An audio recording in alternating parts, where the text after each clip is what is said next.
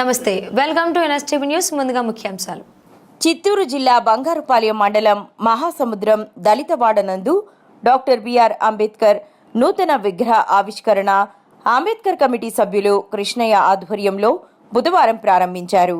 ఈ కార్యక్రమంలో అంబేద్కర్ కమిటీ సభ్యులు కృష్ణయ్య మాట్లాడుతూ దళిత హక్కులపై ప్రతి ఒక్కరూ తెలుసుకుని అంబేద్కర్ అడుగుజాడల్లో నడవాలని సభలో దళితులకు తెలియజేశారు. మే నెల 11వ తేదీన తిరుపతిలో జరుగు దళిత మహాసభకు దళితులు భారీగా తరలి రావాలని దళితులకు పిలుపునిచ్చారు.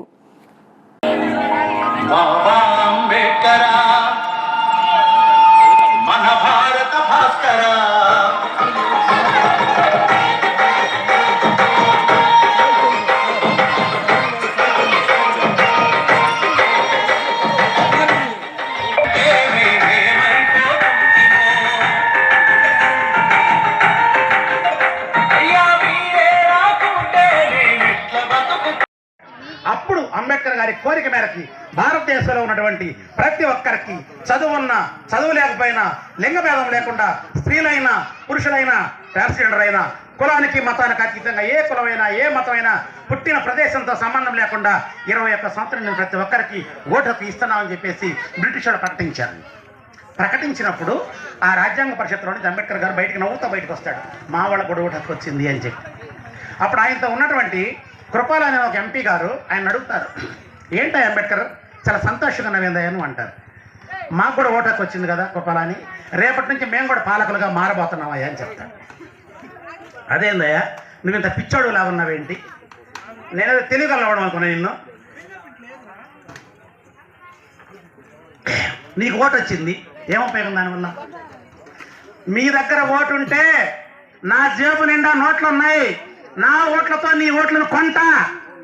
మీ వాళ్ళు పేదవాళ్ళు కటిక దారిద్ర్యంలో ఉంటారు, ఒక్క పూట అన్నానికి ఓట్లు అమ్ముకుంటారు, లేదంటే ఒక క్వార్టర్ మందుకు ఓటు అమ్ముకుంటారు, ఒక చీరకు ఓటు అమ్ముకుంటారు, ఒక ముక్కుబడకు ఓటు అమ్ముకుంటారు.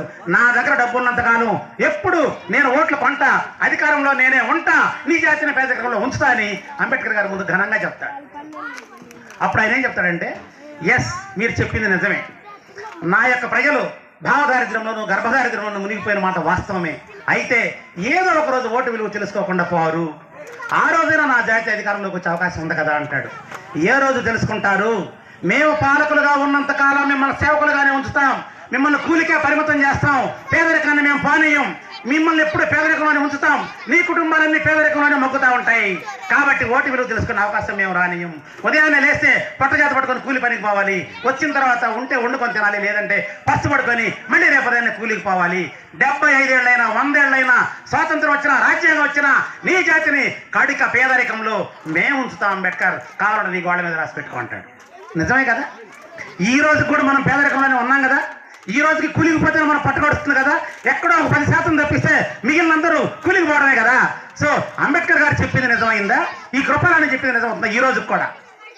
సో కృపాలని చెప్పిందే నిజమైంది. అప్పుడు అంబేద్కర్ గారు ఒక మాట చెప్తాడు, కృపాలని నువ్వు చెప్పింది నిజమే, కానీ ఏదో ఒక రోజు ఎక్కడో ఒక చోట భారత రాజ్యాంగంలో కల్పించినటువంటి రిజర్వేషన్ల ద్వారా ఉద్యోగాలు పొంది వ్యాపారం చేసి వ్యవహారం చేసి రాజకీయం చేసి ఆర్థిక స్థితం దాల్చిన ఎవడో ఒకడు నా వారసుడు వస్తాడు, ఎక్కడో ఒక చోట ఓటు అనే చైతన్యం విత్తనాన్ని అక్కడ నాటుతాడు, అది మొలకెత్తి దావాలన అగ్నిలా మారి నీ నోట్లని, నీ అధికారాన్ని, నీ సంపదని, నీ సింహాసనాన్ని తగలబెట్టక మానదు.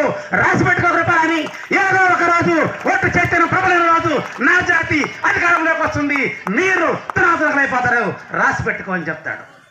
ఇప్పుడు ఈ మహాసముద్రం గ్రామంలో అంబేద్కర్ గారి వారసుడుగా ఓటు చైతన్యం అనే ఇత్తనాన్ని నావటానికి నేను వచ్చాను. చైతన్యం సక్రమంగా రగిలిందా లేదా, నిప్ప పట్టిందా లేదా, నిప్ప పడితే చప్పట్లు కొట్టండి, లేదంటే సైలెంట్గా కూర్చోండి. ఇక్కడ ఓటు చైతన్యం సక్రంగా మొదలైంది ఈ మహాసముద్రం గ్రామంలో. మన మిత్రులు చెప్పినట్టు ఎన్ని పార్టీలు అంబేద్కర్ వారసత్వంలో పెట్టినా అన్ని జీవనదుల్లాగా పారి పారి పారి వచ్చి మహాసముద్రంలో కలవాల్సిందే. ఆ మహాసముద్రంలో Republican party of India Bhimarao Ambedkar ఆయన మనవడుగా స్థాపించిన పార్టీ ఇక్కడ ఓటు చైతన్యాన్ని రగిలించింది. నదులన్నీ వచ్చి మహాసముద్రంలో కలిసి ఒక్కసారి ఉప్పెనగా పొగినప్పుడు ఆ ఓటు చైతన్యంతో చంద్రబాబు నాయుడు కావచ్చు, పవన్ కళ్యాణ్ కావచ్చు, జగన్మోహన్ కావచ్చు, మోడీ కావచ్చు, ఎవరైనా కొట్టుకొని పోక తప్పదు. అంబేద్కర్ వారసుడు భారత రాజ్యాంగాన్ని పట్టుకొని చట్టసభల్లోకి అడుగు పెట్టక మానదు. 29లో కవర్దార్ పాలకులారా కాసుకోండి, అంబేద్కర్ గారి వారసులు వస్తున్నారు. జై భీమ్, జై భీమ్, జై భీమ్, జై భీమ్.